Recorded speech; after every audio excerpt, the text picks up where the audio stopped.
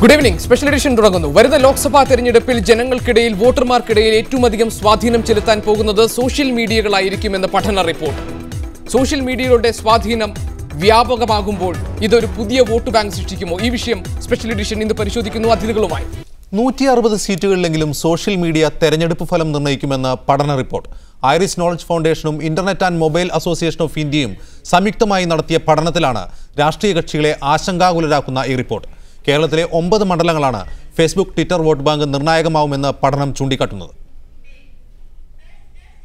പുതിയ രാഷ്ട്രീയവും പുതിയ വോട്ട് ബാങ്കുമാണ് സോഷ്യൽ മീഡിയയുടെ വ്യാപനത്തോടെ രാജ്യത്ത് രൂപം കൊള്ളുന്നതെന്ന് പഠനം ചൂണ്ടിക്കാട്ടുന്നു. പഠനത്തിൽ ചൂണ്ടിക്കാട്ടുന്ന 160 മണ്ഡലങ്ങളിൽ വിജയിച്ചവരുടെ ഭൂരിപക്ഷത്തേക്കാൾ കൂടുതലാണ് ഈ മണ്ഡലങ്ങളിലെ സോഷ്യൽ മീഡിയ ഉപഭോക്താക്കൾ. കക്ഷി രാഷ്ട്രീയത്തിനതീതമായി പ്രശ്നാധിഷ്ഠിത നിലപാടുകളാണ് ഫേസ്ബുക്ക് ട്വിറ്റർ ഉപയോക്താക്കൾ സ്വീകരിക്കുന്നത്.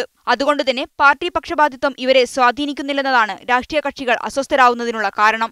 जो कार्रवाई हम कर रहे हैं वो सारी उसके अंदर दर्ज है, उसके अंदर फीड कर रखी है हमने. कोई कहीं भी बैठ के उसे देख सकता है, तो उसका फायदा उठाया जाना चाहिए. എന്നാൽ സോഷ്യൽ മീഡിയയിലെ ഭരണകക്ഷിയാണ് കൂടുതൽ വിചാരണ ചെയ്യപ്പെടുകയെന്നത് പ്രതിപക്ഷ കക്ഷികളെ ആഹ്ലാദഭരിതരാക്കുന്നുണ്ട്. സോഷ്യൽ മീഡിയയിൽ നിയന്ത്രണം വേണമെന്ന കേന്ദ്രമന്ത്രി കപിൽ സിബലിന്റെ ആവർത്തിച്ചുള്ള പ്രസ്താവന കോൺഗ്രസ് ഇതിനെ എത്ര ഗൌരവമായി കാണുന്നുവെന്നതിന് സൂചനയാണ്. എന്നാൽ ഭരണ നേട്ടങ്ങൾ ജനങ്ങളിലെത്തിക്കാൻ സോഷ്യൽ മീഡിയ കോൺഗ്രസിനെ സഹായിക്കുമെന്നാണ് അവരുടെ വാദം. सोशल मीडिया का तो बड़ा रोल है ही आज. वो हमें ताजुब है कि सिर्फ 160 ही सीट तक पहुंचा है ये नेटवर्क. हम तो समझ रहे थे कि 400 तक पहुंच गया होगा. എന്തായാലും പുതിയ വോട്ട് ബാങ്കിനെ ആര് പരിധിയിലാക്കുമെന്നതിനനുസരിച്ചായിരിക്കും 2014 ലോക്സഭാ തെരഞ്ഞെടുപ്പ് ഫലം. News desk media 1. വരുന്ന ലോക്സഭാ തെരഞ്ഞെടുപ്പിൽ ഇത്ര ശക്തമായ സ്വാധീനമായിരിക്കുമോ സോഷ്യൽ മീഡിയയ്ക്ക് ഉണ്ടാവുക? ഈ വിഷയം ചർച്ച ചെയ്യുകയാണ് സ്പെഷ്യൽ എഡിഷൻ ഇന്ന്. നമ്മോടൊപ്പം മാധ്യമം assistant executive editor C Dawood നമ്മുടെ സ്റ്റുഡിയോയിൽ എത്തിയിട്ടുണ്ട്. ഒപ്പം തന്നെ കെ സുരേന്ദ്രൻ, ശ്രീരാമകൃഷ്ണൻ എന്നിവരെ ടെലിഫോൺ ലൈനിൽ പ്രതീക്ഷിക്കുന്നു. വി ടി ബൽറാം ഈ ചർച്ചയിൽ പങ്കെടുക്കും. ഒപ്പം ഫേസ്ബുക്ക് ആക്ടിവിസ്റ്റ് ആയ വി കെ ആദർശ് കൊച്ചിയിൽ നിന്നും ഈ ചർച്ചയിൽ പങ്കുചേരും. ശ്രീ ദാവൂദ്, ഇപ്പോൾ വന്നിട്ടുള്ള ഏറ്റവും പുതിയ പഠനം അനുസരിച്ച് 160 മണ്ഡലങ്ങളിലെങ്കിലും നിർണായകമായ സ്വാധീനം ഉണ്ടാക്കും സോഷ്യൽ മീഡിയകൾ എന്നാണ്.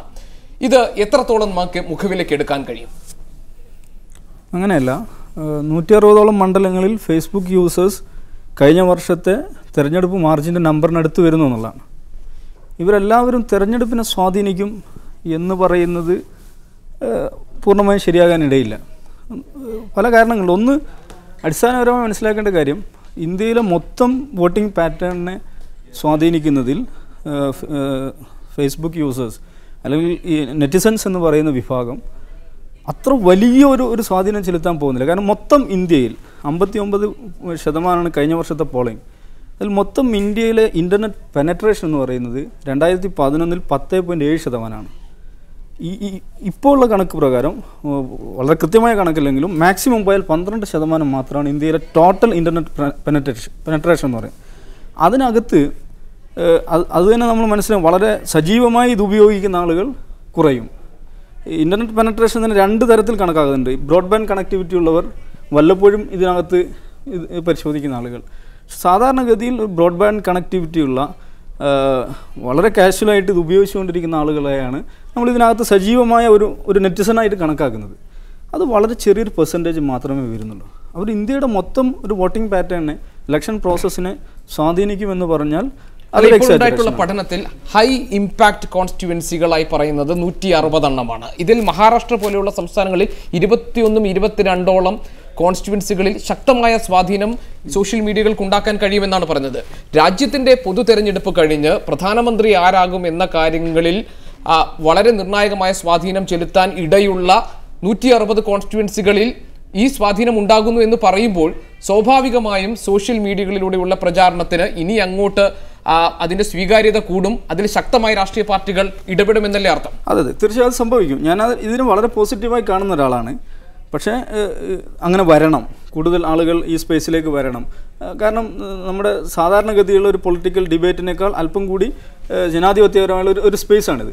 ഇത് വളരണം, വികസിക്കണം, അതിലേക്ക് രാഷ്ട്രീയ പാർട്ടികൾ വരണം, കൂടുതൽ ശക്തമായി വരണം എന്ന് ശക്തമായ അഭിപ്രായമുള്ള ആളാണ്. പക്ഷേ അത് പറയുമ്പോൾ തന്നെ അത് നമ്മൾ എക്സാജറേറ്റ് ചെയ്ത് കഴിഞ്ഞാൽ അത് വലിയ അബദ്ധങ്ങൾ രാഷ്ട്രീയ പാർട്ടികൾക്ക് ഉണ്ടാകും. ഇങ്ങനെ മുമ്പ് പ്രമോദ് മഹാജന് പറ്റിയൊരു അബദ്ധമാണത്. പ്രമോദ് മഹാജൻ്റെ ഇന്ത്യ ഷൈനിങ് ക്യാമ്പയിൻ ഇങ്ങനെയുള്ളൊരു കോൺസ്റ്റിറ്റ്യുവൻസിയെ അഡ്രസ്സ് ചെയ്തുകൊണ്ട് അദ്ദേഹം ഡെവലപ്പ് ചെയ്ത ഒരു ക്യാമ്പയിൻ ആയിരുന്നു. പക്ഷെ നമുക്കറിയാം പൊളിഞ്ഞു പാളീസായി. താങ്കളിലേക്ക് തിരിച്ചു വരാം. വി ടി ബൽറാം ഇപ്പോൾ ടെലിഫോൺ ലൈനുണ്ട്. ശ്രീ വി ടി ബൽറാം, ഇന്റർനെറ്റിലൂടെ കാര്യങ്ങൾ, അതായത് പ്രത്യേകിച്ച് ഫേസ്ബുക്ക്, ട്വിറ്റർ പോലെയുള്ള സോഷ്യൽ മീഡിയകളിലൂടെ കാര്യങ്ങൾ ജനങ്ങളിലേക്ക് എത്തിക്കുന്ന യുവ ജനപ്രതിനിധികളിൽ ഒരാളാണ് താങ്കൾ. കേരളത്തിൽ 9ഓളം മണ്ഡലങ്ങളിൽ സ്വാധീനമുണ്ടാക്കാൻ സോഷ്യൽ മീഡിയകൾക്ക് സാധിക്കുമെന്നാണ് പഠന റിപ്പോർട്ടിൽ വരുന്നത്. എങ്ങനെയാണ് ഇതിനെ താങ്കൾ വിലയിരുത്തുന്നത്? എങ്ങനെ കാണുന്നു? കേരളത്തിൽ 9ഓളം മണ്ഡലങ്ങളിലല്ല, എനിക്ക് തോന്നുന്നു എല്ലാ മണ്ഡലങ്ങളിലും പരിമിതമായ തോതിലാണെങ്കിലും അത് സ്വാധീനിക്കുമെന്ന് തന്നെയാണ് ഞാൻ കരുതുന്നത്. പക്ഷേ ഒരു മണ്ഡലത്തിലും ഒരുപക്ഷെ ഇലക്ഷൻ റിസൾട്ടിനെ സ്വാധീനിക്കാൻ മാത്രം ഈ വരുന്ന തെരഞ്ഞെടുപ്പിൽ ഒരുപക്ഷെ അത് സ്വാധീനം ചെലുത്തിയേക്കും എന്ന് പറഞ്ഞാൽ ഒരുപക്ഷെ അത് പ്രായോഗികമായിട്ട് നടന്നു എന്നും വരും. കഴിഞ്ഞ നിയമസഭാ തെരഞ്ഞെടുപ്പിൽ മത്സരിക്കുന്ന സമയത്ത് താങ്കൾ ഈ സോഷ്യൽ മീഡിയകളെ ആശ്രയിക്കുകയും ഉപയോഗിക്കുകയും ചെയ്തിരുന്നു. ഞാൻ ഉപയോഗിച്ചത് ഒരു പരീക്ഷണാടിസ്ഥാനത്തിൽ കൂടിയാണ്.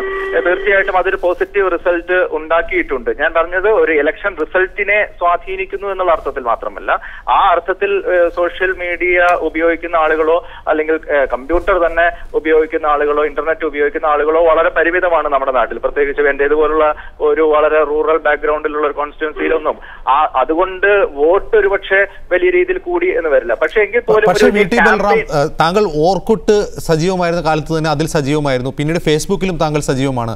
പക്ഷേ അഭിപ്രായ രൂപീകരണത്തിൽ ഇത്തരത്തിലുള്ള ന്യൂനപക്ഷമാണെങ്കിലും ഈ ആളുകൾക്ക് സാധിക്കില്ലേ അവരുടെ കുടുംബങ്ങളിലെങ്കിലും? തീർച്ചയായിട്ടും അതാണ് ഞാൻ പറഞ്ഞു വരുന്നത്.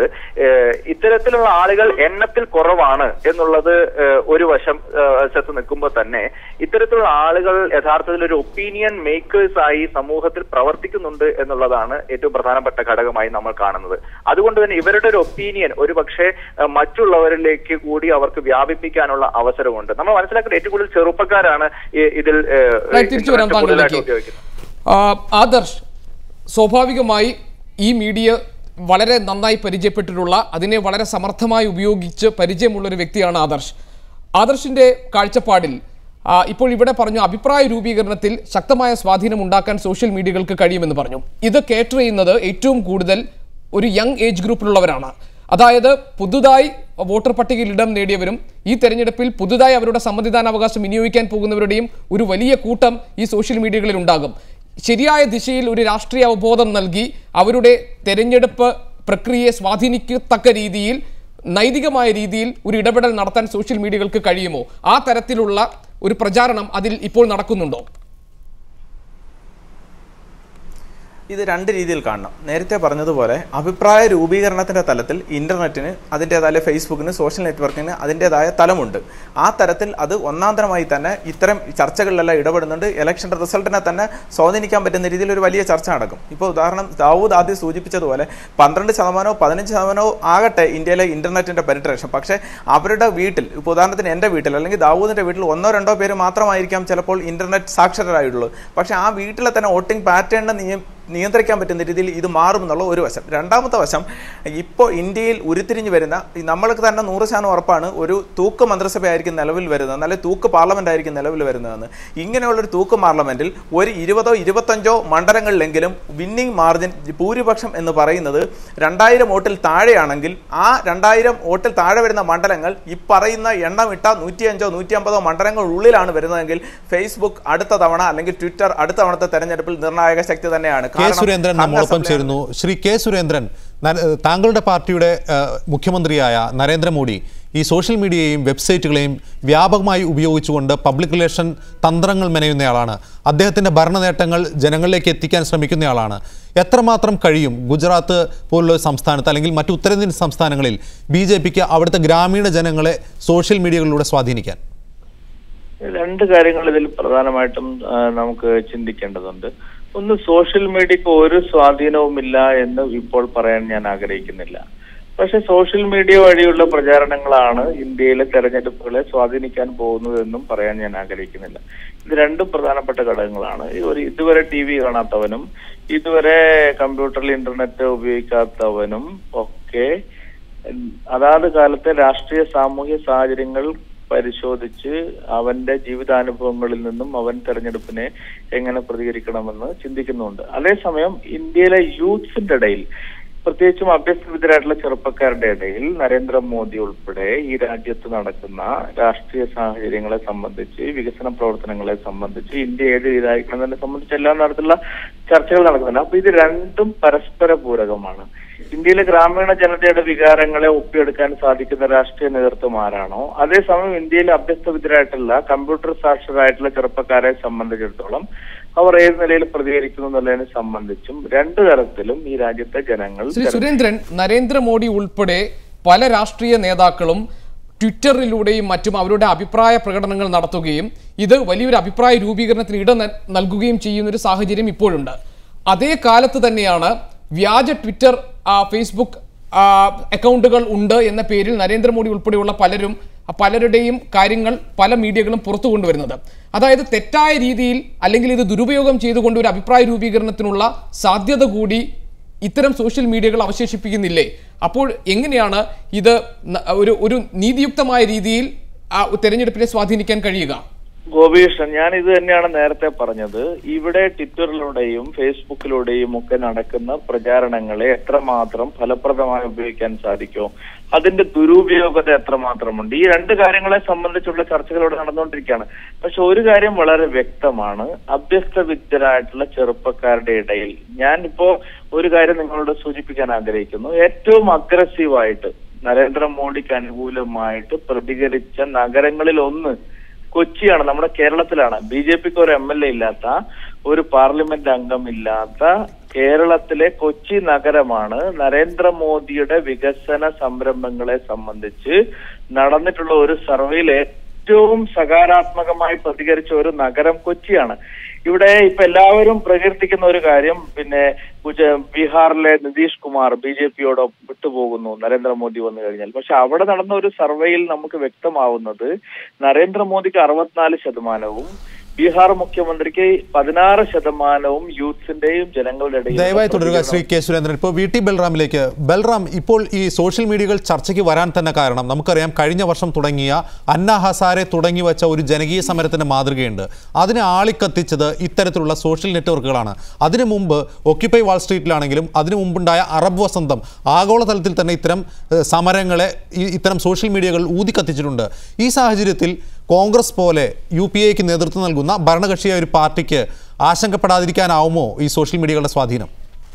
ഇല്ല, കോൺഗ്രസിന് ഈ കാര്യത്തിൽ ആശങ്കപ്പെടേണ്ട ഒന്നുമില്ല എന്ന് മാത്രമല്ല, യഥാർത്ഥത്തിൽ അതിനെ ശരിയായ രീതിയിൽ ഉപയോഗിക്കുകയാണെങ്കിൽ സർക്കാർ കഴിഞ്ഞ 9 വർഷമായി നടത്തിക്കൊണ്ടിരിക്കുന്ന ഒരുപാട് ജനോപകാരപ്രദമായ പ്രവർത്തനങ്ങൾ ജനങ്ങളിലേക്ക് എത്തിക്കാനുള്ള നല്ല മാധ്യമമായി അതിനെ പ്രയോജനപ്പെടുത്താൻ സാധിക്കും. ആ ദിശയിലുള്ള ചർച്ചകളും ആസൂത്രണങ്ങളുമാണ് ഞങ്ങളുടെ പാർട്ടിയുടെ ഭാഗത്തുനിന്ന് ഉണ്ടായിക്കൊണ്ടിരിക്കുന്നത്.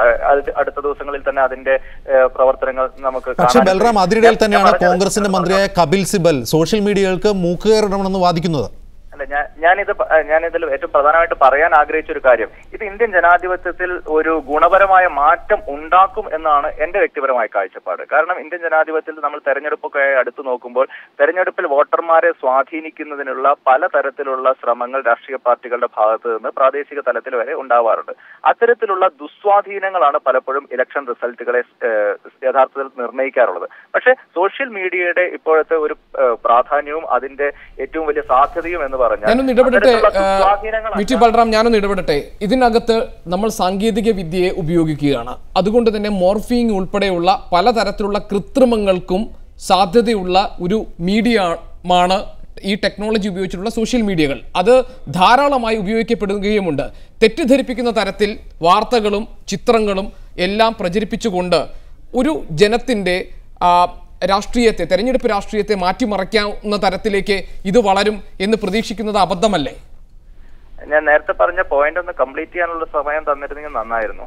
ഞാൻ പറഞ്ഞു വന്നത്, ഇത്തരത്തിലുള്ള ദുസ്വാധീനങ്ങളല്ല സോഷ്യൽ മീഡിയയിലെ ചർച്ചകളിൽ പ്രധാനമായിട്ടും ഉണ്ടാവുന്നത്. മറിച്ച് നല്ല ഗുണപരമായ ചർച്ചകൾ ഉണ്ടായാൽ മാത്രമേ അത് ഇലക്ഷൻ റിസൾട്ടിനെ സ്വാധീനിക്കുന്ന തലത്തിലേക്ക് മാറുകയുള്ളൂ. ഇപ്പൊ പണം കൊടുത്ത് വോട്ടർമാരെ സ്വാധീനിക്കുക അല്ലെങ്കിൽ മറ്റേതെങ്കിലും തരത്തിൽ വോട്ടർമാരെ സ്വാധീനിക്കുക, അതൊന്നും സോഷ്യൽ മീഡിയയിലൂടെ പറ്റില്ലല്ലോ. എന്തെങ്കിലും പോസിറ്റീവായിട്ട് ചെയ്ത കാര്യങ്ങൾ അല്ലെങ്കിൽ ചെയ്യാത്ത കാര്യങ്ങൾ അതിനെക്കുറിച്ചുള്ള ഡിബേറ്റുകളാണ് സോഷ്യൽ മീഡിയയിൽ നമുക്ക് സാധ്യമായിട്ടുള്ളൂ. അപ്പോൾ ഇതൊരു തരത്തിൽ ഡെമോക്രസിയെ സ്ട്രെങ്തൻ ചെയ്യുന്ന ഒരു സാധ്യതയാണ്.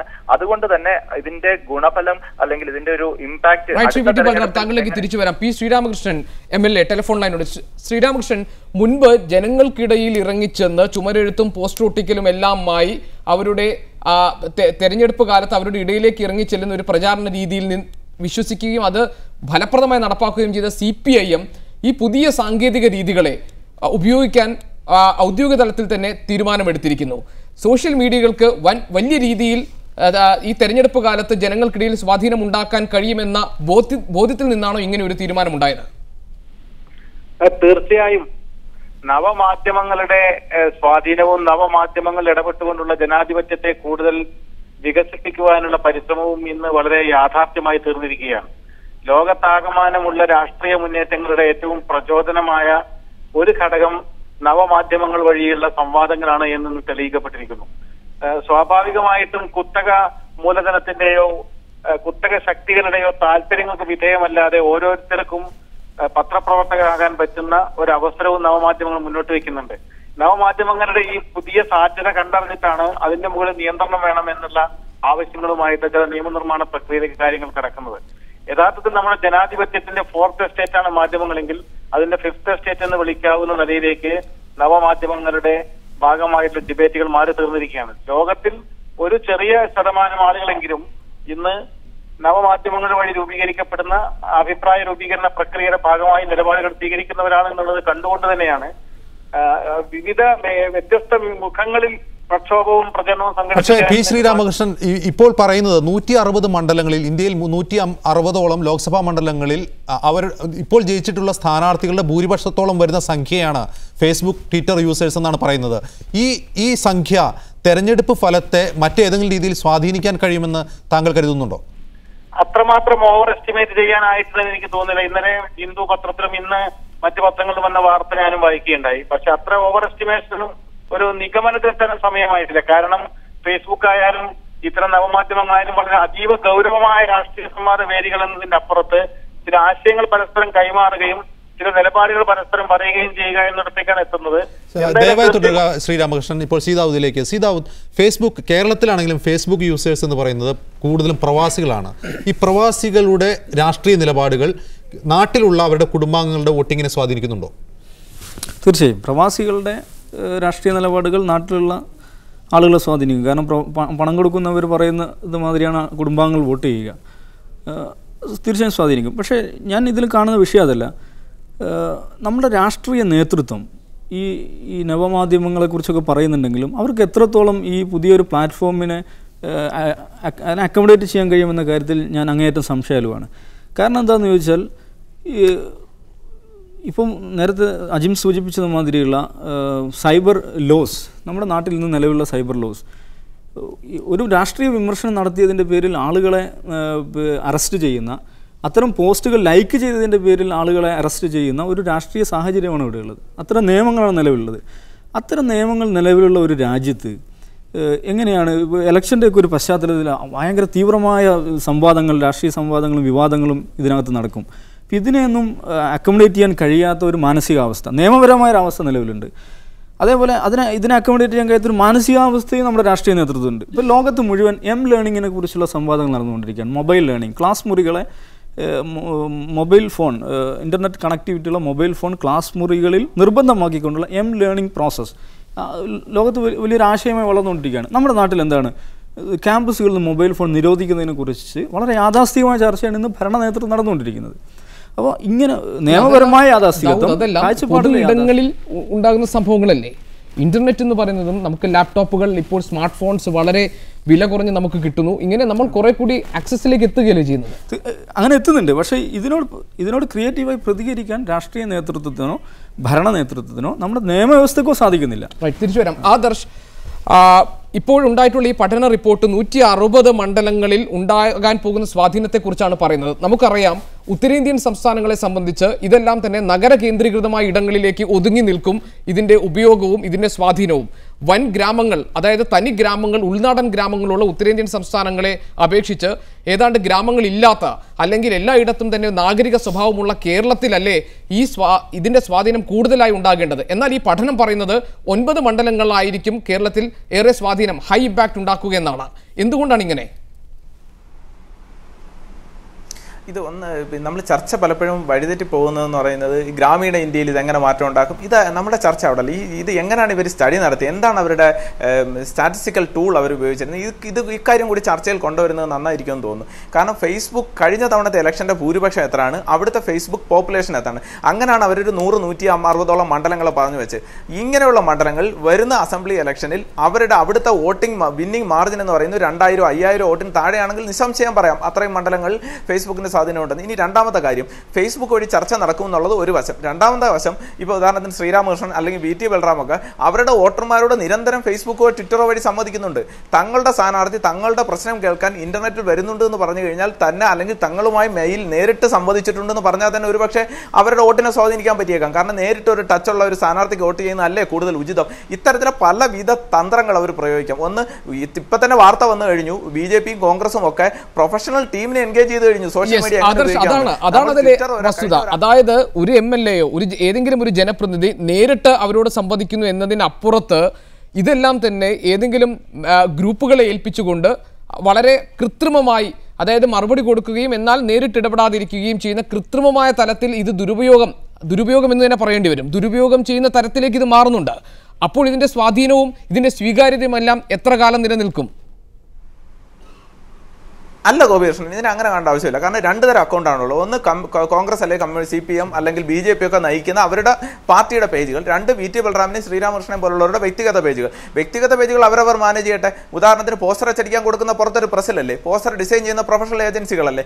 അത്തരത്തിൽ നോക്കുകയാണെങ്കിൽ ഇവരുടെ സോഷ്യൽ മീഡിയ, ഇവരുടെ പേജുകൾ പോലെയുള്ള സോഷ്യൽ മീഡിയയുടെ പോളിസി തീരുമാനിക്കുന്നത്, എന്ത് പറയണമെന്ന് തീരുമാനിക്കുന്നത് മാത്രം പാർട്ടികളാകുകയും അത് എങ്ങനെ പറയണം, എവിടെ പറയണം, അത് ഏത് രീതിയിൽ കൂടുതൽ ജനങ്ങളിലേക്ക് എത്തിക്കണമെന്നൊക്കെ പ്രൊഫഷണൽ ടീമിനെ എൻഗേജ് ചെയ്യുന്നതുകൊണ്ട് വലിയ തെറ്റില്ല. കാരണം ഫേസ്ബുക്കിന്റെ സ്ഥാപകരും ട്വിറ്ററിന്റെ സ്ഥാപകരും ഒക്കെ ആയിരുന്നു ഒബാമയുടെ ഇലക്ഷനിൽ അവരുടെ ഉപദേശകരായി നിന്നതെന്ന് നമ്മൾ ഓർക്കണം.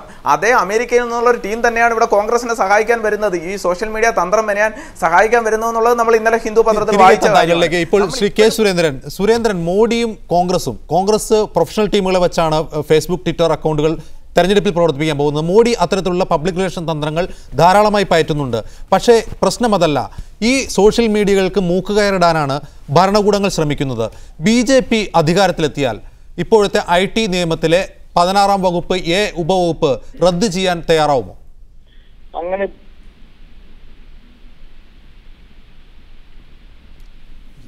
ശ്രീ സുരേന്ദ്രൻ കേൾക്കാമെങ്കിൽ.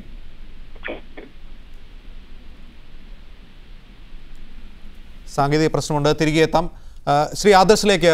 VK ആദർശ്, ഇവിടെ മുഖ്യ പ്രശ്നം ഞാൻ മുമ്പ് സൂചിപ്പിച്ചത് തന്നെയാണ്. IT വകുപ്പിലെ 16A വകുപ്പ് തന്നെയാണ് പ്രശ്നം. IT ആക്ട് എങ്ങനെ അതിന് മൂക്കുകയറിടാം, എങ്ങനെ അതിനെ പരിമിതമാക്കാം എന്നാണ് ഭരണകൂടം ചിന്തിച്ചുകൊണ്ടിരിക്കുന്നത്. ഇത്തരമൊരു സാഹചര്യത്തിൽ എങ്ങനെയാണ് രാഷ്ട്രീയക്കാർക്ക് ആത്മാർത്ഥമായി സോഷ്യൽ മീഡിയയെ ഉപയോഗിക്കാൻ കഴിയുക? രണ്ട് IT ആക്ടിന് ഇവിടെ IT ആക്ടിന് പ്രശ്നങ്ങളുണ്ട്. കരിനിയമങ്ങൾ 66A പോലുള്ള 78, 80 പോലുള്ള കരിനിയമങ്ങൾ അതിനകത്തുണ്ട്. അത് ഇല്ലെന്നല്ല. പക്ഷേ ഒരു ഇലക്ഷൻ്റെ സമയം വരുമ്പോൾ ഒരു പോലീസും ഒരു രാഷ്ട്രീയ പാർട്ടികളും ഇതിൽ തൊടാൻ ഒരുമ്പെടില്ല. കാരണം ആ ഒരു ഇലക്ഷൻ്റെ ഒരു 2 മാസം അല്ലെങ്കിൽ അവസാനത്തെ 2 ആഴ്ച എന്ന് പറയുന്നത് ഇത്തരം നിയമങ്ങൾ എടുത്ത് പ്രയോഗിക്കാനുള്ള ഒരു സ്പേസ് അവിടെ ഇല്ല. രണ്ടാമത്തെ കാര്യം, നമ്മളൊക്കെ കേട്ട് പഴകിയ ഒരു സംഭവമില്ലേ, അവസാനത്തെ ദിവസം നമ്മൾ നിശബ്ദ ക്യാമ്പയിനാണ് നടത്തുന്നത്. ഈ അവസാനത്തെ ഒരു ദിവസം അല്ലെങ്കിൽ 24 മണിക്കൂർ 48 മണിക്കൂറൊക്കെ ആയിരിക്കും ഒന്നാം തരം പ്രചരണം ഫേസ്ബുക്ക് വഴി നടക്കുന്നത്. കാരണം ശബ്ദം ഇളക്കിയുള്ള കൊളാമ്പിയൊക്കെ വെച്ചുള്ള നമ്മളെ നിരത്തുകളിലെ പ്രചരണത്തിന് ഒരു തടസ്സമുണ്ടായിരിക്കുന്ന അവസാനത്തെ 24 മണിക്കൂറിലൊക്കെ ഒന്നാം തരമായി സ്ഥാനാർത്ഥികൾ നേരിട്ട് ചിലപ്പോൾ വോട്ടർമാരുമായി ഇടപെടും. ഇതൊരു വശം. രണ്ടാമത്തെ വശം, എന്ത് വേണം അജണ്ട എന്ന് തീരുമാനം നമുക്ക് തന്നെ കണ്ടല്ലോ. നരേന്ദ്രമോദിയുടെ ഇത്തരം ഫേസ്ബുക്ക് അല്ലെങ്കിൽ ട്വിറ്റർ ഉപയോഗത്തിൽ ഒരു ഫിക്കിയുടെ വനിതാ കോൺഫറൻസിൽ വന്ന് നരേന്ദ്രമോദി പറഞ്ഞു, നിങ്ങളും എനിക്കുമായി സംവദിക്കാൻ ട്വിറ്ററില്ലേ, ഫേസ്ബുക്കില്ലേ, നിങ്ങൾ എന്നോട് ചോദ്യം അവിടെ ചോദിക്കും, ഇവിടെ കൊണ്ട് നിർത്തണ്ട എന്ന് പറയുന്നിടത്ത് ആ ഇരിക്കുന്ന സദസ്സിനെ മുഴുവൻ തന്നിലേക്ക് അടുപ്പിക്കുന്ന രീതിയിലാണ് ഒരു ട്വിറ്ററിനെ ഉപയോഗിക്കുന്നത്. ശ്രീ ദാവൂദ്, കഴിഞ്ഞ നിയമസഭാ തെരഞ്ഞെടുപ്പ് കാലത്ത് കേരളത്തിൽ ഫ്ളാറ്റുകളിൽ താമസിക്കുന്ന, നഗരത്തിൻ്റെ ഒത്തനടുക്ക് ഫ്ളാറ്റുകളിൽ താമസിക്കുന്ന പലരും അവരുടെ സ്ഥാനാർത്ഥികൾ ആരാണ് എന്ന് പോലും അറിയാതെ അടച്ചിട്ട മുറികളിൽ കഴിയുകയായിരുന്നു. അങ്ങനെയുള്ള റിപ്പോർട്ടുകൾ ധാരാളം പുറത്തു വന്നു. ഇത്തരത്തിലുള്ള ടെക് സേവി ആയിട്ടുള്ള ഈ ന്യൂ ജനറേഷനെ, ഫ്ലാറ്റുകളിൽ ഒറ്റപ്പെട്ട് കഴിയുന്നവരെ, അവരുടെ ഇടയിലേക്ക് ഒരു റീച്ച്, അവരെ വീണ്ടും ഈ തെരഞ്ഞെടുപ്പിലേക്ക് കൊണ്ടുവരാൻ, ഈ വോട്ടെടുപ്പിലേക്ക് കൊണ്ടുവരാൻ പ്രാപ്തമാക്കുന്ന തരത്തിൽ ഒരു സ്വാധീനം ഈ സോഷ്യൽ മീഡിയകൾക്ക് ഉണ്ടാകുമോ? എന്ന് ഞാൻ വിചാരിക്കുന്നില്ല. നേരത്തെ അപ്പൊളിറ്റിക്കലായിട്ടുള്ള ആളുകളെ, ഇതിൽ നിന്ന് മാറി നിൽക്കുന്ന ആളുകളെ പ്രത്യേകമായിട്ട് ഇളക്കി വിടാനൊന്നും ഇതിന് കഴിയുമെന്ന് ഞാൻ വിചാരിക്കുന്നില്ല. ഇപ്പോൾ ഈ പറയുന്ന കഴിഞ്ഞ ദിവസം പഠനത്തിൽ വന്ന ഇത്ര പെർസെൻറ്റേജ് ഉണ്ടല്ലോ, അത് തന്നെ ഞാൻ മനസ്സിലാക്കുന്ന നല്ലൊരു ശതമാനം ഇത്തരം രാഷ്ട്രീയ കാര്യങ്ങളിൽ താല്പര്യമില്ലാത്ത ആളുകളായിരിക്കും. നേരത്തെ വോട്ട് ചെയ്യുന്നതിൽ അല്ലെങ്കിൽ ഇലക്ഷൻ ഡേറ്റ് എപ്പോഴാണ് എന്നതിനെ കുറിച്ച് പോലും ധാരണയില്ലാത്ത ആളുകൾ നല്ലൊരു ശതമാനം ഈ ടെക് സേവയുള്ള ആളുകളുണ്ടാവും. അതൊരു തെറ്റാണെന്ന് ഞാൻ പറയുന്നില്ല. അവർ നേരത്തെ തന്നെ പൊളിറ്റിക്കൽ പാർട്ടികളുടെ പേജസിലേക്കും അവരുടെ കമ്മ്യൂണിക്കേഷനിലേക്കും പോകാത്ത ആളുകൾ ഇതിലേക്ക് വരും എന്ന് വിചാരിക്കുന്നതും മണ്ടത്തമാണ്. പക്ഷെ ഞാൻ ഇതിനെ നേരത്തെ ആദർശ് പറഞ്ഞതിന് വ്യത്യസ്തമായി മറ്റൊരു രീതിയിലാണ്, മറ്റൊരു പ്രശ്നമാണ് ഞാൻ കാണുന്നത്. എന്താണെന്ന് ചോദിച്ചാൽ, ആദർശ് പറഞ്ഞതുപോലെയല്ല കാര്യം. ഇലക്ഷൻ കാലത്താണ് എല്ലാ നിയമങ്ങളും കയ്യും കാലും വെച്ച് പുറത്തിറങ്ങുക. അപ്പോൾ നമുക്കറിയാത്ത ഒരുപാട് നിയമങ്ങൾ അപ്പോൾ റോഡിൽ കൂടി ഇങ്ങനെ അങ്ങോട്ടും ഇങ്ങോട്ടും വിലസെന്ന് കാണാൻ കഴിയും. അപ്പോൾ ഇത്രയും ഭീകരമായ IT നിയമങ്ങളുടെ രാജ്യത്ത് ഇത്രയും ചൂടേറിയ ഒരു ക്യാമ്പയിൻ വരുമ്പം ഈ നിയമങ്ങളെല്ലാം പ്രയോഗിക്കപ്പെടാനാണ് സാധ്യത. അത് ഒരു പാർട്ടി തിരിച്ചും ഒരു സ്ഥാനാർത്ഥി മറ്റേ സ്ഥാനാർത്ഥിക്കെതിരെ തിരിച്ചും മറിച്ചും ഇലക്ഷൻ കമ്മീഷനും പോലീസിനും കംപ്ലയിൻറ്റ് കൊടുക്കുകയും ഈ പ്രോസസ്സിനെ അങ്ങേയറ്റം സങ്കീർണമാക്കുകയും ചെയ്യുന്ന ഒരവസ്ഥ വന്നു ചേരാൻ ഇടയുണ്ട്. ആ അവസ്ഥ വന്നു ചേരുന്നത് അതുകൊണ്ട് ഇത് വേണ്ടെന്നല്ല പറയുന്നത്. അത് നമ്മുടെ നിലവിലുള്ള നിയമങ്ങളിൽ മാറ്റം വരികയാണ് വേണ്ടത്. ഈ നിയമങ്ങൾ നമ്മുടെ ഭരണ നേതൃത്വത്തിൻ്റെ യാഥാസ്ഥിക മനോഭാവം ഉണ്ടായിട്ടുള്ള നിയമങ്ങളാണ്. ഈ നിയമങ്ങൾ മാറ്റിമറിച്ചുകൊണ്ട് ഞാൻ പറയുന്ന രാഷ്ട്രീയ പാർട്ടികൾ ഈ പ്ലാറ്റ്ഫോമിലേക്ക് കൂടുതൽ സജീവമായി വരണം എന്നുള്ളതാണ്. നമുക്ക് തിരിച്ചു വരാം. നമുക്ക് എങ്ങനെയാണ് ഈ സോഷ്യൽ മീഡിയകൾ ലോകത്തുണ്ടാക്കിയിട്ടുള്ള സ്വാധീനം, അത് സംബന്ധിച്ച് നമുക്കൊരു സ്റ്റോറി കാണാം. സോഷ്യൽ നെറ്റ്വർക്കുകളുടെ സ്വാധീനം പ്രകടമായ സമീപകാലത്തെ സംഭവമായിരുന്നു അറബ് വസന്തം. ഫേസ്ബുക്ക് കൂട്ടായ്മകളും ട്വിറ്റർ അപ്ഡേറ്റുകളും വിപ്ലവത്തിന്റെ മാപിനികളായി മാറിയത് ഏറെ ചർച്ച ചെയ്യപ്പെട്ടു. തുനീഷ്യയിൽ തുടങ്ങി ഈജിപ്ത്, ലിബിയ, യമൻ തുടങ്ങിയ അറബ് രാജ്യങ്ങളിൽ സാമൂഹിക മാറ്റത്തിന്റെ കാരണമായി മാറിയ പ്രതിഭാസത്തെയാണ് അറബ് വസന്തം എന്ന് വിശേഷിപ്പിക്കുന്നത്. ഏകാധിപതികൾക്ക് പകരം ജനാധിപത്യ ഭരണകൂടങ്ങൾ ഇവിടങ്ങളിൽ നിലവിൽ വരാൻ ഈ പ്രക്ഷോഭങ്ങൾ കാരണമായി. മറ്റു പല സവിശേഷതകളോടൊപ്പം അറബ് വസന്തത്തിന്റെ വിശകലനത്തിൽ സോഷ്യൽ നെറ്റ്വർക്കുകളുടെ സ്വാധീനവും ചർച്ചയായി. ഈജിപ്തിൽ പ്രക്ഷോഭ കേന്ദ്രമായ തഹ്രീർ സ്ക്വയറിലേക്ക് ജനങ്ങളെ ക്ഷണിച്ചത് കൂടുതലും ഫേസ്ബുക്കിലൂടെയായിരുന്നു. വായിൽ ഗനീമും ഏപ്രിൽ 18 കൂട്ടായ്മയും ഫേസ്ബുക്കിലെ താരങ്ങളായി. വിപ്ലവത്തിൽ വിദ്യാസമ്പന്നരായ യുവാക്കളുടെ വർദ്ധിച്ച പങ്കാളിത്തത്തിനുള്ള പ്രധാന കാരണവും സോഷ്യൽ നെറ്റ്വർക്കുകളിലൂടെയുള്ള പ്രചാരണമായിരുന്നു. അറബ് വസന്തത്തെ വിശകലനം ചെയ്ത മാധ്യമങ്ങളും അക്കാദമിസ്റ്റുകളും സോഷ്യൽ നെറ്റ്വർക്കുകളുടെ സ്വാധീനം പ്രത്യേകം പരാമർശിച്ചിട്ടുണ്ട്. ഈ വിഷയം മുൻനിർത്തി നിരവധി പുസ്തകങ്ങളും പുറത്തിറങ്ങി. റെവല്യൂഷൻ ക്യാൻ ബി ട്വീറ്റഡ് എന്നതായിരുന്നു ഒരു പുസ്തകത്തിന്റെ പേര്. അറബ് വസന്തത്തിൽ സോഷ്യൽ നെറ്റ്വർക്കുകളുടെ സ്വാധീനത്തിന്റെ വ്യാപ്തിയെക്കുറിച്ച് വ്യത്യസ്ത വിശകലനങ്ങൾ നിലനിൽക്കുമ്പോഴും സ്വാധീനമുള്ളതായി എല്ലാവരും സമ്മതിക്കുന്നുണ്ട്. News desk media 1. P Sreeramakrishnan MLA, അദ്ദേഹം ടെലിഫോൺ ലൈനിലുണ്ട് ഇപ്പോഴും. ശ്രീരാമകൃഷ്ണൻ, സോഷ്യൽ മീഡിയകളുടെ സ്വാധീനത്തെ അംഗീകരിക്കുകയും സോഷ്യൽ മീഡിയകൾ ഉപയോഗിച്ചുള്ള തെരഞ്ഞെടുപ്പ് പ്രചാരണം ഗുണം ചെയ്യും എന്ന് ബോധ്യപ്പെടുമ്പോഴും ലളിതമായി കണ്ടാൽ പഴയ കാലത്ത് അല്ലെങ്കിൽ കുറച്ച് മുൻപ് വരെ നമ്മൾ ഉപയോഗിച്ചിരുന്ന ഓരോ രാഷ്ട്രീയ പ്രസ്ഥാനങ്ങളും ഉപയോഗിച്ചിരുന്ന ചുമരെഴുത്ത്, പോസ്റ്റർ ഒട്ടിക്കൽ, അതുപോലെ തന്നെ നാടൻ ചായക്കടയിൽ ഇരുന്നുകൊണ്ടുള്ള പ്രചാരണം, ആളുകൾക്ക് ഇടയിൽ ഇറങ്ങിച്ചെന്നുകൊണ്ടുള്ള പ്രചാരണം, ഇത് ഒരു നൊസ്റ്റാൾജിയായി അവസാനിക്കുന്ന ഒരു കാലത്തേക്കാണോ നമ്മൾ നീങ്ങിക്കൊണ്ടിരിക്കുന്നത്? അല്ല, തീർച്ചയായുമല്ല. കാരണം സമൂഹത്തിൽ വ്യത്യസ്ത തരത്തിലുള്ള സംവേദനങ്ങളുള്ള സാധ്യത വർദ്ധിപ്പിക്കുമ്പോൾ നമ്മിനോട് മുഖം തിരിഞ്ഞ് നിൽക്കാതിരിക്കുക എന്നത് മാത്രം കണ്ടാൽ മതി. ചായക്കടകളും ഗ്രാമീണ മനുഷ്യർക്കിടയിലുള്ള പ്രവർത്തനങ്ങളും കുടുംബയോഗങ്ങളും കോളനികളിൽ താമസിക്കുന്ന മനുഷ്യരുടെ കൂട്ടുയോഗങ്ങളും അതെല്ലാം തെരഞ്ഞെടുപ്പിന്റെ ഭാഗമായിട്ട് നടക്കും. യഥാർത്ഥത്തിൽ സംഭവിക്കുന്നത് ഫേസ്ബുക്കുകൾ നിർണ്ണയിക്കുകയല്ല, നാട്ടിൽ നടക്കുന്ന രാഷ്ട്രീയ ചലനങ്ങൾ ഫേസ്ബുക്ക് ഉൾപ്പെടെയുള്ള നവമാധ്യമങ്ങളിലേക്ക് കൂടി പരാവർത്തനം ചെയ്യപ്പെടുകയാണ്. അല്ലാതെ നവമാധ്യമങ്ങളിലുള്ള രാഷ്ട്രീയ തീരുമാനം നാട്ടിൽ നടപ്പിലാവുകയല്ല ചെയ്യുന്നത്. നാട്ടിലെ രാഷ്ട്രീയ ചലനങ്ങൾ അങ്ങോട്ട് പരാവർത്തനം ചെയ്യപ്പെടുന്ന സാഹചര്യം വരുന്നത് സ്വാഭാവികമാണ്. കാരണം ചരിത്രത്തിൽ ഇങ്ങനെ പുതിയ പുതിയ സാധ്യതകൾ അന്വേഷിക്കുക എന്നുള്ളത് പുതിയ കാര്യമല്ല. ഇപ്പോൾ നഗരങ്ങളിൽ താമസിക്കുന്ന ആളുകൾക്കുള്ള സാമൂഹ്യ ജീവിതം നഷ്ടപ്പെട്ടപ്പോൾ സ്വാഭാവികമായി ഉണ്ടായിട്ടുള്ള ഒരു പ്രയോഗമായിരുന്നു റെസിഡൻസ് അസോസിയേഷനുകൾ. ആ റെസിഡൻസ് അസോസിയേഷനുകളുടെ ഭാഗമായിട്ട് അവരുടെ സംഘജീവിതം അല്പം കൂടി ശക്തിപ്പെട്ടു. അപ്പൊ തീർച്ചയായിട്ടും ഒറ്റപ്പെട്ടുകൊണ്ടിരിക്കുന്ന മനുഷ്യർക്കിടയിൽ ഇത്തരം ഒരു മാധ്യമ സാധ്യത ഉപയോഗപ്പെടുത്തുന്നു, അതിനെ രാഷ്ട്രീയമായിട്ട് ഉപയോഗിക്കുന്നു. ഡൽഹിയിലെ റൈസാന കുന്നുകളിൽ തടിച്ചുകൂടിയ കുട്ടികൾ തൊട്ട് അറബ് വസന്തം ഉൾപ്പെടെയുള്ള മേഖലകളിലെല്ലാം ഈ പ്രക്ഷോഭത്തിന് പ്രചോദനമായിട്ടുള്ള ഒരു സംവേദനം ഇതിന്റെ ഭാഗമായി നടന്നിട്ടുണ്ട്. ആ സാധ്യത നേരെ നമ്മൾ മുഖം തിരിഞ്ഞു നിൽക്കേണ്ടതില്ല, അത് നന്നായി ഉപയോഗപ്പെടുത്തുക. എന്നാൽ അതിനെ ഓവർ എസ്റ്റിമേറ്റ് ചെയ്ത് അതാണ് എല്ലാം നിർണ്ണയിക്കാൻ പോകുന്നത് എന്ന തെറ്റിദ്ധാരണയിലെത്തിയാൽ അത് അബദ്ധത്തിലാണ് ചെന്നുപെടുക. തിരികെ താങ്കളിലേക്ക് ശ്രീ വി കെ ആദർശിനോട്. വി കെ ആദർശ്, ഇപ്പോൾ ശ്രീരാമകൃഷ്ണൻ പറഞ്ഞ് ശ്രദ്ധിച്ചു കാണും, ഫേസ്ബുക്കിലെ ഒരു രാഷ്ട്രീയ ചർച്ച നാട്ടിലേക്ക് പരാവർത്തനം ചെയ്യുകയല്ല, മറിച്ച് രാഷ്ട്രീയ നിലപാടുകൾ ഫേസ്ബുക്ക് വഴി പ്രചരിപ്പിക്കുകയാണ് രാഷ്ട്രീയ പാർട്ടികൾ ചെയ്യുന്നതെന്ന്. യഥാർത്ഥത്തിൽ ഫേസ്ബുക്കിൻ്റെ ഒരു ഡിബേറ്റ് കൾച്ചർ പരിശോധിച്ചാൽ ഏതുതരം ചർച്ചയാണ് അവിടെ നടക്കുന്നത്? യഥാർത്ഥത്തിൽ കക്ഷി രാഷ്ട്രീയത്തിൽ അധിഷ്ഠിതമായ ചർച്ചയാണോ അവിടെ മുൻതൂക്കമുള്ളത്, അതോ മറ്റൊരു ജനകീയ രാഷ്ട്രീയം ഇത്തരത്തിലുള്ള സോഷ്യൽ മീഡിയകളിലൂടെ ഉരുത്തിരിഞ്ഞു വരുന്നുണ്ടോ? അത് നമുക്ക് പല കേസിൽ കാണാൻ പറ്റുമല്ലോ. ഫേസ്ബുക്കിൽ വന്നിരുന്ന എത്രമാത്രം ചർച്ചകളാണ് പിന്നീട്, ഉദാഹരണത്തിന് ബൽറാം തന്നെ പിന്നെ ഫേസ്ബുക്കിലിട്ട് എത്രയോ കാര്യങ്ങൾ പിന്നീട് മുഖ്യധാരാ മാധ്യമങ്ങൾ അല്ലെങ്കിൽ TV ചാനലുകളും പത്രങ്ങളും പിറ്റേന്ന് ചർച്ചയ്ക്കെടുത്ത വിഷയങ്ങൾ ഉണ്ടായിട്ടുണ്ട്. PC ജോർജിന് മറുപടി ബൽറാം കൊടുത്തത് ഫേസ്ബുക്കിലല്ലായിരുന്നു. ഇത്തരം ചർച്ച ആരാണ് ഇത് ഉപയോഗിക്കുന്നത് എന്നുള്ളതാണ് പ്രശ്നം. നിങ്ങൾ ഇനാക്റ്റീവ് ആയിട്ടുള്ള ഇലക്ഷന്റെ സമയത്ത് മാത്രം ഫേസ്ബുക്കിലും ട്വിറ്ററിലും വരുന്ന സ്ഥാനാർത്ഥിയാണെങ്കിൽ നിങ്ങൾ അവിടെ അമ്പേ പരാജയപ്പെടും. അത് നമ്മൾ കഴിഞ്ഞ കുറേ കേസിൽ നമ്മൾ കണ്ടതാണ് കഴിഞ്ഞ ഇലക്ഷൻ. പക്ഷേ നിങ്ങൾ ഇലക്ഷന് വേണ്ടി മാത്രമല്ല, ഞാനൊരു ഓൺലൈൻ പൗരനായി, ഞാൻ ഫിസിക്കലായിട്ട് ആളുകളോട് ഇടപെടുന്നതിന് സമാന്തരമായി തന്നെ ഞാൻ ഓൺലൈനായും ഞാൻ സജീവമാണ്, സക്രിയമായി രാഷ്ട്രീയത്തിലുണ്ട് എന്ന് പറയുമ്പോൾ ഞാൻ പലപ്പോഴും പറയുന്ന കാര്യങ്ങൾ ഒരുപക്ഷെ ആദ്യം ശശി തരൂരിൻ്റെ കേസ് തന്നെ എടുക്കാം. പല കേസുകൾ ഇന്ത്യയിൽ എത്രയോ കേസുകൾ വന്നു. നരേന്ദ്രമോദി പല കാര്യങ്ങളും ഇപ്പോൾ പറയുന്ന ആദ്യം ട്വിറ്ററിലല്ലേ, ആ ട്വിറ്റർ കമന്റ് കണ്ടാണ് TV ചാനലുകാരും പത്രക്കാരും അങ്ങോട്ടേക്ക് ബാക്കി തുടർ കമന്റുകൾക്കായി ചെല്ലുന്നത്. സമയപരിമിതി മൂലം ഇടപെടുകയാണ്. വളരെയധികം നന്ദി VK Adarsh. Sreeramakrishnan MLA, K Surendran, VT Balaram MLA, ഒപ്പം തന്നെ C ദാവൂദ് ഈ ചർച്ചയിൽ പങ്കെടുത്തതിന്.